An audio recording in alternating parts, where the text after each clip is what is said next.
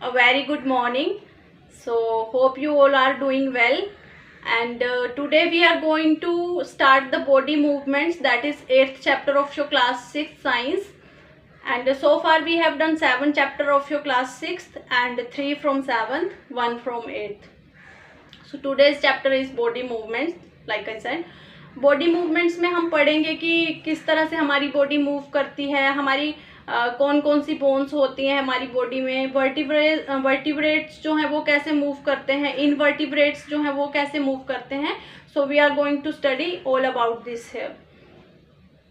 Body movements में आपके 3 जो हैं सिस्टम काम करते हैं, that is nervous system, muscular system and skeleton system. आज हम स्केलेटन सिस्टम के बारे में पढ़ेंगे.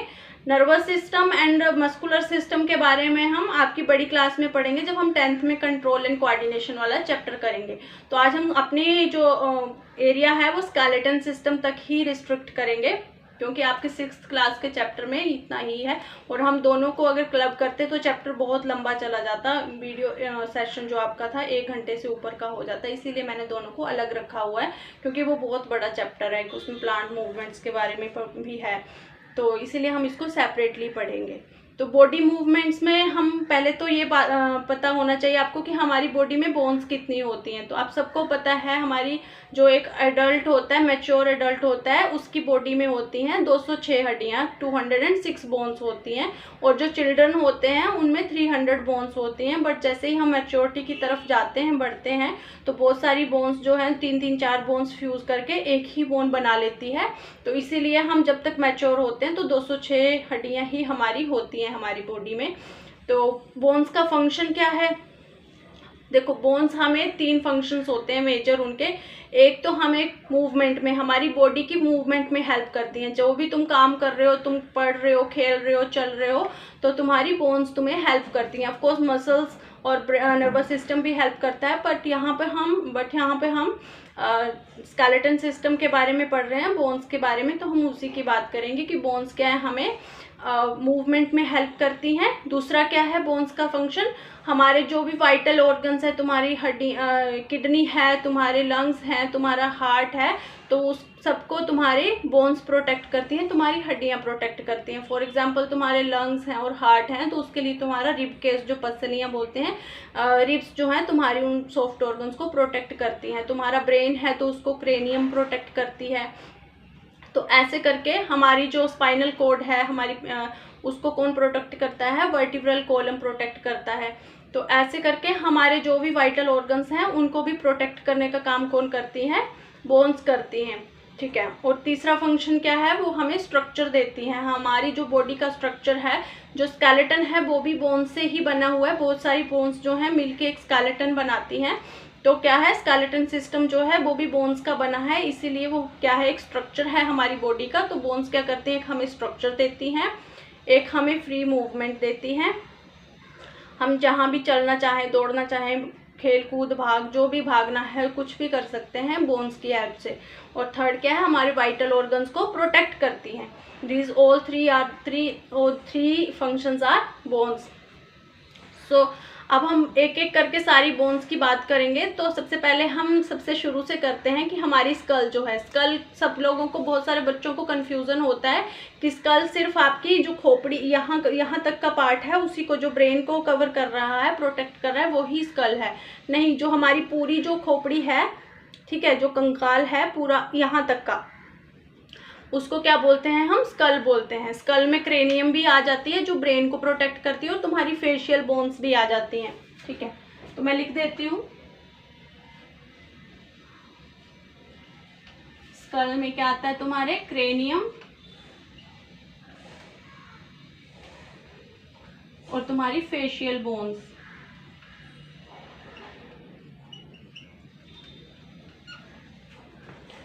क्रेनियम किसको प्रोटेक्ट करता है? हमारे ब्रेन को. और जो हमारी बाकी के फेशियल बोन्स हैं वो हमारी यहाँ वाले एरिया को प्रोटेक्ट करती है. जैसे हमारे कान की भी हड्डियाँ होती हैं, तो हमारे कान को प्रोटेक्ट करेंगी. आपको पता है कौन कौन सी है? Incus, malleus and stapes. Stapes हमारी सबसे छोटी हड्डी होती है. Smallest bone of human body is stapes. याद रखना है आपको, पेपर में कई बार क्वेश्चन आ जाता है direct stapes. So this is the smallest bone. और लॉन्गेस्ट कौन सी होती है? फीमर, जो आपकी टांग में होती है, लेग्स में होती है। जो ऊपर वाला पार्ट है थाइस जिसको बोलते हैं, तो उसकी जो बोन होती है दैट इज फीमर, जो कि लॉन्गेस्ट बोन है हमारी ह्यूमन बॉडी की। और सबसे छोटी जो है वो कान की हड्डी है, जिसको स्टेपस है बोलते हैं हम।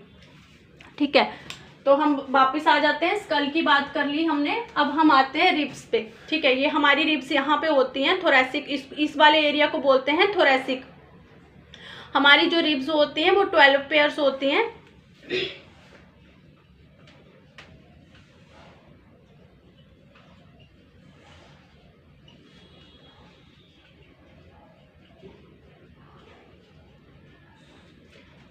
सो we have 12 pairs of ribs, 24 पसलियाँ होती हैं हमारी, 12 जोड़े होते हैं। बीच में स्टर्नम होता है, ब्रेस्ट बोन जिसको बोलते हैं, दिस इज स्टर्नम, थिक सा होता है। तो इससे अटैच्ड होती हैं ऐसे।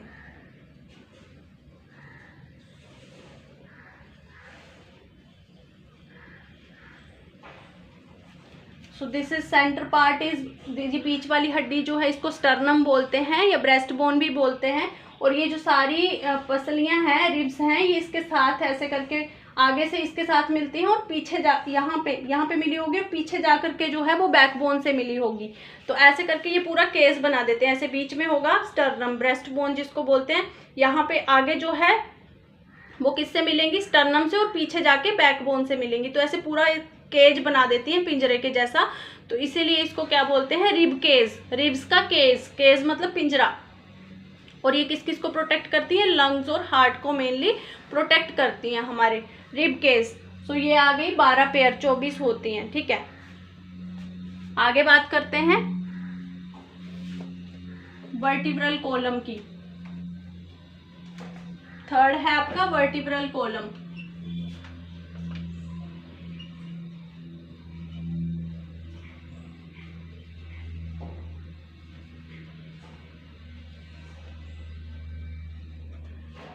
वर्टिब्रल कॉलम जो है वो आपके स्पाइनल कॉर्ड को प्रोटेक्ट करता है। एक होलो पाइप की तरह होता है। ठीक है, बीच से खाली है। जैसे पेन, अगर पेन का आप रिफिल निकाल लो तो बीच से खाली हो जाता है, तो बीच में वो रिफिल की जगह क्या होता है? Spinal cord.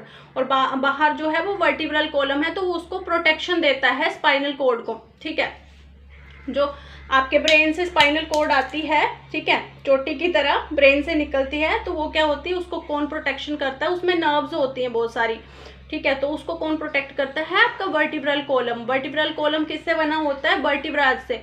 33 वर्टिब्राज होते हैं जब हम और अडल्ट्स तक आते आते 26 हो जाते हैं। ठीक है, मैंने आपको बताया था कि हड्डियां फ्यूज होती रहती हैं, तो वैसे ही जब छोटे होते हैं हम तो 33 वर्टिब्रास होते हैं, और जब हम मैच्योर हो जाते हैं तो उसमें हमारे 26 वर्टिब्रास होते हैं। वर्टिब्रास जो होते हैं वो रिंग्स की तरह होते हैं, और दो वर्टिब्रास के बीच में ऐसे स्टैक होता है, एक के ऊपर एक। तो 2 वर्टिब्रास के बीच में यहाँ पे कार्टिलेज होती है। मैंने बोला था ना 2 हड्डियों के बीच में कार्टिलेज होती है, ताकि वो फ्रिक्शन ना हो, घर्षण ना हो, रगड़े ना 2 हड्डियां आपस में, दर्द होता है हड्डियों के रगड़ने से, इसीलिए बीच में कार्टिलेज होती है। एक सॉफ्ट कुशन जैसा होता है।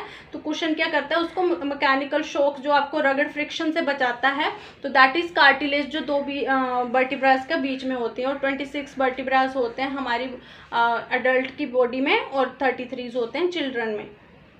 स्पाइनल कॉर्ड को प्रोटेक्ट करती है, जो कि ब्रेन से आती है। ठीक है, फोर्थ इज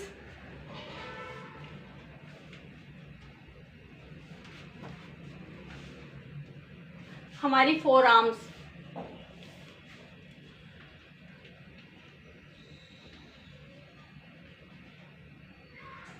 फोर आर्म्स आ गई, 4 लिम्स जिसको बोलते हैं, 4 लिम्स लिखती हूँ। हाइंड लिम्स,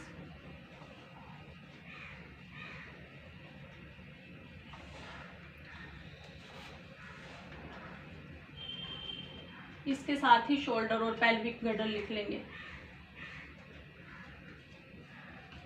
पेल्विक गडल,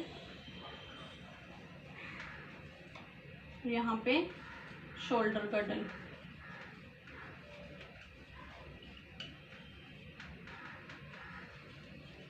बोल भी दूंगी मैं आपको, अगर बोर्ड इतने अच्छे से विजिबल नहीं है तो।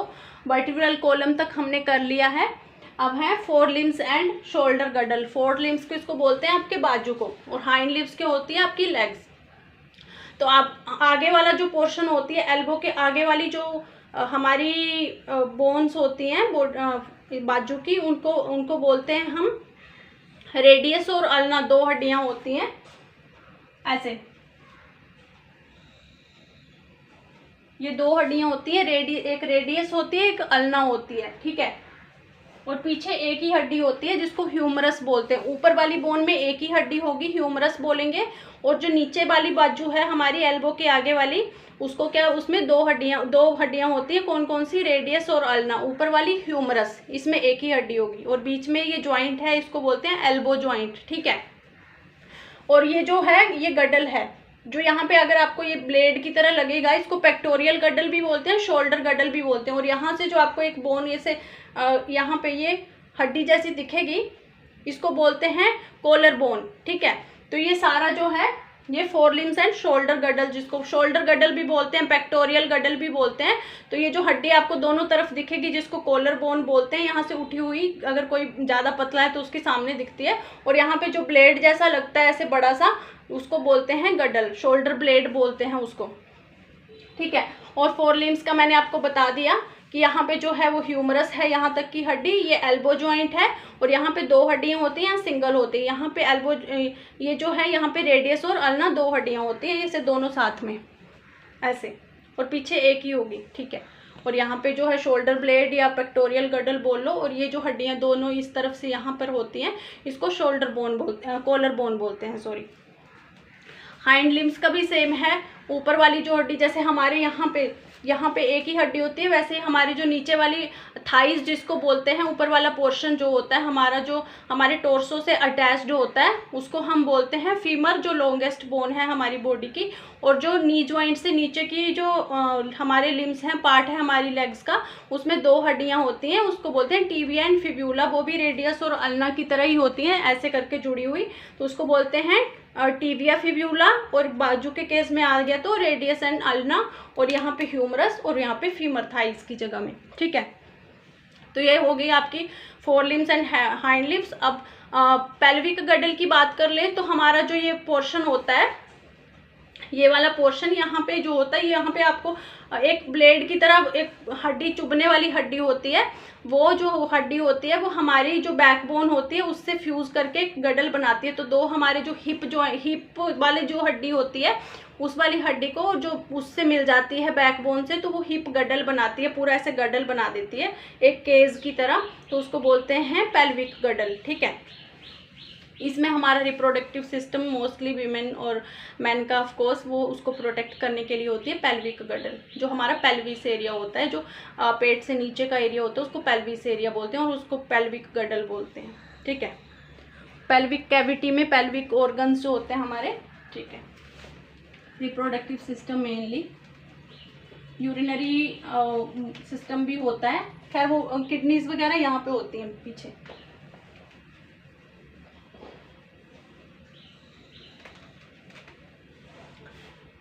अब हम बात करेंगे, ये हमने हड्डियों के बारे में बात कर ली कि हमारे कौन कौन सी होती हैं हड्डियाँ। अब जॉइंट्स की बात करेंगे कि हमारी बॉडी में कौन कौन से जॉइंट्स होते हैं। तो दो तरह के जॉइंट्स होते हैं, दो हड्डियों को जोड़ते हैं जो, उनको जॉइंट्स बोलते हैं। और चार मतलब फिक्स होते हैं या मूवेबल होते हैं। तो हम दो तरह से पहले उनको डिवाइड करते हैं जॉइंट्स हमारी बॉडी में। एक तो फिक्स होते हैं, एक होते हैं रोटेटिंग, या फिर हम बोलेंगे मूवेबल। जॉइंट्स होते हैं जो दो हड्डियों को जोड़ते हैं। दो तरह के होते हैं हमारी बॉडी में, एक फिक्स्ड होते हैं जो मूव नहीं करते, और एक होते हैं मूवेबल या रोटेटिंग जो कि मूव कर सकते हैं। फिक्स में हमारी आ जाती है क्रेनियम। आपने देखा है कभी आपकी स्कल इधर मूव कर गई तो तब हमारी बॉडी पूरा खोपड़ी ऐसे करके मूव हो जानी थी। तो हमारे जो ये हैं, या फिर तुमने देखा है कभी तुम्हारे गम्स और तुम्हारे जो टीथ हैं उनके बीच, कभी तुम्हारे टीथ इधर को हो रहे हैं कभी इधर होते, फिक्स है ना। तो तुम्हारे जो टीथ के ज्वाइंट हैं और गम्स के, टीथ और गम्स के बीच का जो ज्वाइंट है वो भी फिक्स है। और जो तुम्हारी स्कल, जो क्रेनियम का ज्वाइंट है वो भी फिक्स है। या तुम्हारी फेशियल बोन्स जो है वो भी फिक्स है, क्योंकि तुमने कभी देखा तब तो तुम कभी अगर फिक्स नहीं होते तो भी ऐसे लंबी सी चोंच बना के आ जाते हैं, या कुछ भी नए नए फैशन निकाले आ जाते हैं रोज अपनी हड्डियों को अगर तुम अपने हिसाब से कर सकते होते उनको मूव। तो बात यहाँ पे एग्जाम्पल है क्रेनियम, दूसरा है तुम्हारा जो एंड टीथ के बीच का joint.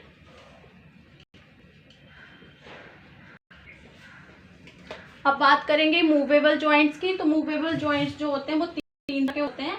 Ball and socket joint, very important.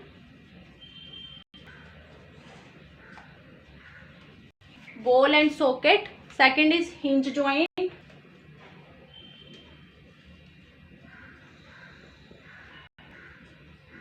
And third is pivot.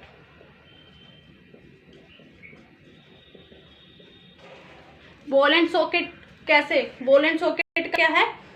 ऐसे एक वो है, ऐसे सोच लो कि ऐसे एक बॉल है, बॉल की तरह एक मतलब बीच से खाली है, तो उसमें तुमने सॉकेट ऐसे जैसे तुम प्लग लगाते हो अपने स्विचेस वगैरह उसमें सॉकेट में, तो बॉल एंड सॉकेट क्या है? ऐसे करके है कि एक बार लगा दिए। जैसे ये वाला तुम्हारा बॉडी, इसका ये वाला जो ज्वाइंट है तुम्हारा शोल्डर वाला ज्वाइंट, इसको बोलते हैं बॉल एंड सॉकेट, जिसको तुम फ्रीली मूव कर सकते हो किसी भी डायरेक्शन में। ऐसे भी कर सकते हो, ऐसे भी कर सकते हो। That is ball and socket joint जो फ्रीली मूव है। तुम बॉलिंग करवाते हो क्रिकेट खेलते टाइम, सो दैट इज तुम अपना बॉल एंड सॉकेट अपनी बाजू को कैसे भी घुमा सकते हो, ऐसे भी घुमा सकते हो, उल्टी डायरेक्शन एंड क्लॉकवाइज भी घुमा सकते हो, एंटी क्लॉकवाइज। तो बॉल एंड सॉकेट ज्वाइंट के कौन कौन से एग्जांपल आ गए तुम्हारे?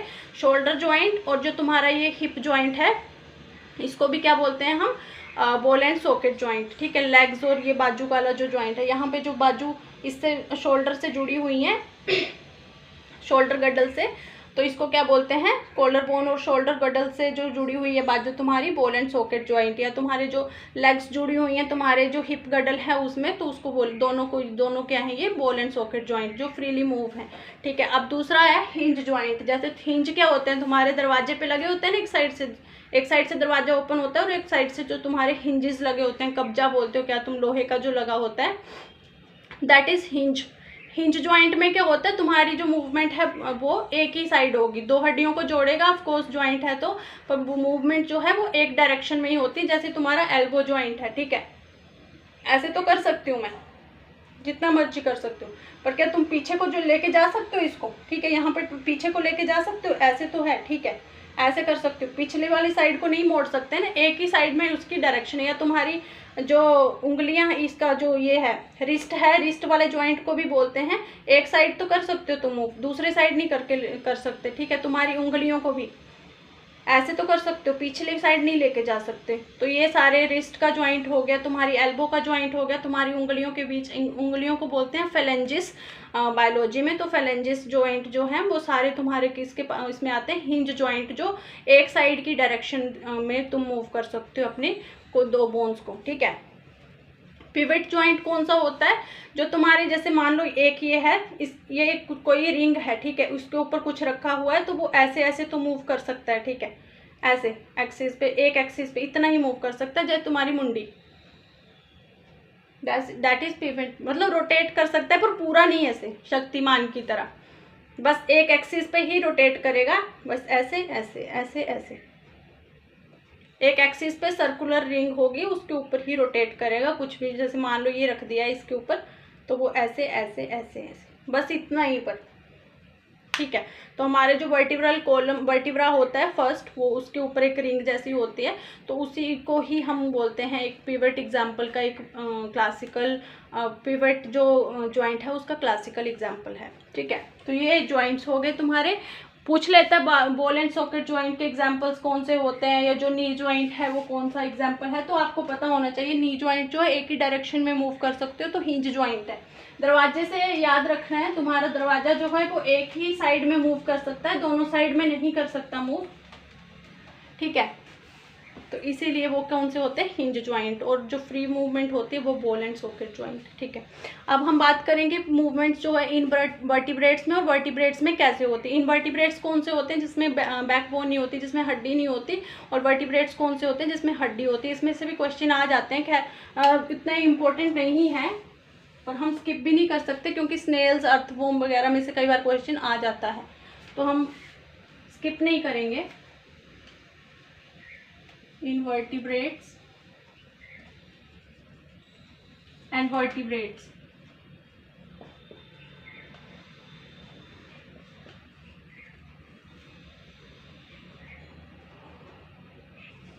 वर्टिब्रेट्स जिसमें बैकबोन होती है, इनवर्टिब्रेट्स जिसमें बैकबोन नहीं होती। इनवर्टिब्रेट्स के एग्जांपल्स जैसे इंसेक्ट आ गए, इंसेक्ट्स में हम कॉकरोच के बारे में पढ़ेंगे। फिर आ गया हमारा इनवर्टिब्रेट्स में स्नेल्स के बारे में पढ़ेंगे, अर्थवॉर्म के बारे में पढ़ेंगे कि ये कैसे मूव करते हैं। देखो अर्थवॉर्म की बॉडी में रिंग्स होती हैं बहुत सारी, तो रिंग्स क्या है, वो क्या करती है, पहले जो आगे वाला पोर्शन है उसको आगे पुश करती है और पीछे वाले को जमीन से उसको फिक्स कर देती है। तो आगे वाले पोर्शन को उठाती है, पीछे वाले पोर्शन को फिक्स कर देती है। फिर क्या करेगी, आगे वाले को थोड़ा सा आगे पुश होगी, आगे वाले पोर्शन को स्टिक कर देगी जमीन से और पीछे वाले को पुश करेगी। तो ऐसे करके करती है मूव। ऐसे है, ऐसे उठाएगी, पीछे वाला फिक्स रहेगा, फिर ऐसे करेगी तो वो पीछे वाला उठेगा, ऐसे करके ऐसे करके आपने देखा होगा, ऐसे करती है। तो मतलब पहले ऊपर का पोर्शन, आगे का पोर्शन उठाएगी, पीछे का फिक्स रहेगा, फिर पीछे का उठाएगी तो आगे का फिक्स करेगी। तो ऐसे करके वो ग्लाइड की तरह वो मूव करती है, ठीक है। रिंग्स होती हैं इसकी बॉडी में, उसकी वजह से ये मूव कर पाती है। आगे स्नेल्स की बात करें तो स्नेल्स क्या होते हैं, इनमें फ्लैट फुट होता है, आ जाता है कई बार फ्लैट फुट किसमें होता है मूव करने के लिए। फ्लैट फुट जो हमें स्नेल्स का वो लंबा सा पार्ट नहीं दिखता है, स्नेल्स बहुत सारे बरसात के दिनों में देखे होंगे आपने, जो लंबा सा एक ऐसे सींग जैसा निकला होता है, that is flat foot, muscles होते हैं उसमें। तो वो क्या करता है, इसमें मूवमेंट कैसे होती है, एक स्लाइमरी सा वो चिपचिपा सा जो सिक्रीट करती हैं सब्सटेंस, स्लाइमरी सा, उसकी वजह से वो आगे ग्लाइड करता है और अपनी शेल को भी पूरे फोर्स से ग्लाइड करता है। और फ्लैट फुट जो होता है, वो जो आगे सींग जैसा निकला रहता है, वो कॉन्ट्रैक्ट और वो स्ट्रेच और वो रिलैक्स होता है, तो उसकी वजह से भी ये ग्लाइड कर पाता है आगे। और वो जो मेन जो वो स्लाइमरी सा वो चिपचिपा सा सब्सटेंस होता है, वही उसको मूव करने में हेल्प करता है। तो फ्लैट फुट याद रख लेना स्नेल के केस में कि वो स्नेल और स्लाइमरी जो वो सब्सटेंस सिक्रीट करते हैं, उसकी हेल्प से वो मूव कर पाता है, ठीक है। अर्थवॉर्म का मैंने बता दिया, रिंग्स होती हैं उसकी बॉडी में। कॉकरोच की बात कर लें तो ये सारे इनमें बैकबोन नहीं होती है। कॉकरोच की बात कर लें तो उसका एक्सोस्केलेटन जो होता है वो काइटिन का बना होता है, बहुत स्ट्रॉन्ग मटेरियल होता है और उसको वो प्रोटेक्ट करता है। काइटिन को जो है वो इजीली आप ब्रेक नहीं कर सकते, तो इसीलिए वो एक्सोस्केलेटन जो उसके बाहर का जो पूरा वो कवर बना होता है वो काइटिन का बना होता है। तो ये याद रखना है एक तो वो कोई स्केलेटन बैकबोन नहीं है जिसको आप मतलब कंफ्यूज नहीं करना, वो सिर्फ कवर है, काइटिन का बना होता है, ठीक है। दूसरी बात ये है कि कॉकरोच कैसे मूव करता है, तो वो फ्लाई भी करता है, उसके विंग्स भी होते हैं और उसकी लेग्स भी होती हैं। तो 2+3 ऐसे करके 2+3 2+3 ऐसे इसकी लेग्स होती हैं, टोटल 6 लेग्स होती हैं और विंग्स भी होते हैं। तो विंग्स और लेग्स 6 लेग्स होती हैं, एक दोनों साइड और 2 ऐसे करके, तो वो ऐसे मूव करता है। 6 लेग्स होती हैं, 3 पेयर्स। तो कॉकरोच का मैंने बता दिया कि वो बाहर का जो उसका कवर होता है उसको एक्सोस्केलेटन बोलते हैं, काइटिन का बना होता है, वो उसको प्रोटेक्शन देता है, वो बोन्स नहीं है। 2+3 लेग्स होती हैं, एक ऐसे करके और 2 एक साथ, तो 6 लेग्स होती हैं और विंग्स भी होते हैं। तो वो थोड़ा बहुत फ्लाई भी करता है कॉकरोच, अगर आपने देख रहा होगा। स्नेल्स के केस में फ्लैट फुट होता है जो सींग जैसा होता है उसका, और अर्थवॉर्म के केस में रिंग्स होती हैं, ठीक है। अब बात कर लेते हैं वर्टिब्रेट्स की। वर्टिब्रेट्स में हम स्नेक्स को पढ़ेंगे। तो स्नेक्स के बॉडी पे जो बैकबोन होती है स्नेक्स की, आपको लगता होगा कि स्नेक्स की बैकबोन नहीं होती, स्नेक्स की बैकबोन होती है। उसके इवन की 100 to 400 वर्टिब्रल कॉलम वर्टिब्रास होते हैं। तो 400 वर्टिब्रास होते हैं, जैसे कि हमारी बॉडी में 26 होते हैं, उसके 400 होते हैं। उसमें कौन सा ज्वाइंट होता है, बॉल एंड सॉकेट याद रखना है। एक तो 100 से 400 वर्टिब्रास हो सकते हैं, और स्नेक जो है वो एक वर्टिब्रा है, उसमें बैकबोन होती है सबसे पहले, और उसमें उसकी जो वर्टिब्रास होते हैं, वर्टिब्रास एक तरह से हड्डियां होती हैं, तो उसकी हड्डियों के बीच का ज्वाइंट कौन सा होता है, बॉल एंड सॉकेट ज्वाइंट होता है, जिसमें कि फ्री मूवमेंट होती है, इसीलिए वो लूप बना के फ्रीली इतनी फ्लेक्सिबिलिटी से मूव कर पाता है, इतनी जल्दी मूव करता है। बॉल एंड सॉकेट ज्वाइंट होता है, 100 से 400 तक वर्टिब्रास हो सकते हैं स्नेक में, and snake is a vertebra, उसमें हड्डी होती है रीढ़ की। ठीक है। दूसरा है, हम बात करेंगे रेप्टाइल में आता है स्नेक्स।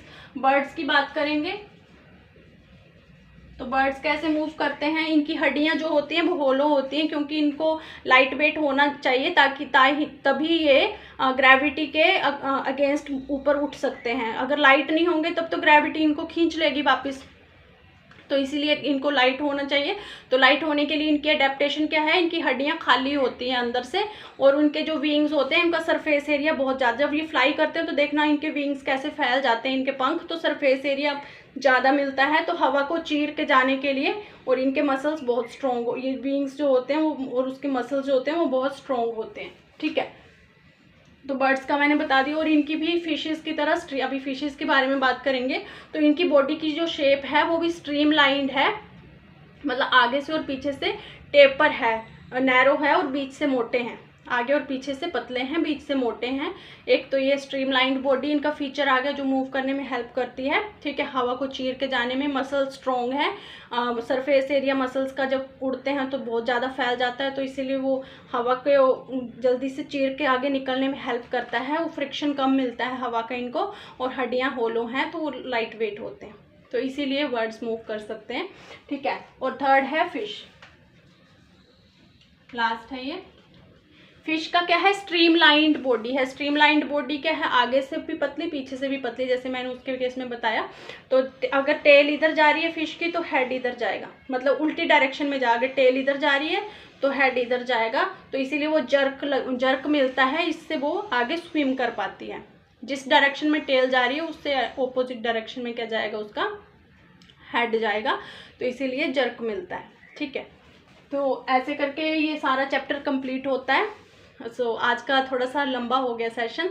हमने साइंस की पेडागोजी की क्लास हमारी एक स्किप हो गई है, तो इस हफ्ते हम 2 क्लासेस रखेंगे साइंस की पेडागोजी की।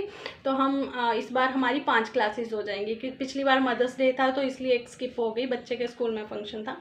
So thank you so much. This is all about this chapter. Practice करते रहिए। बॉल एंड सॉकेट जॉइंट क्या है, हिंज जॉइंट क्या है, उनके एग्जाम्पल्स, कार्टिलेज क्या है, कुशन है, सॉफ्ट है, लिगामेंट और कार्टिलेज में क्या डिफरेंस आपको पता होना चाहिए। 2 हड्डियों को जो ज्वाइंट करता है दैट इज़ लिगामेंट, और जो 2 हड्डियों के बीच में कुशनिंग की हेल्प की तरह काम करता है दैट इज़ अ कार्टिलेज। तो ये सब चीज़ें पता होनी चाहिए। एग्जाम्पल्स बहुत आते हैं। स्नेल्स में मूवमेंट के लिए क्या हेल्प करता है, तो फ्लैट फुट हेल्प करता है।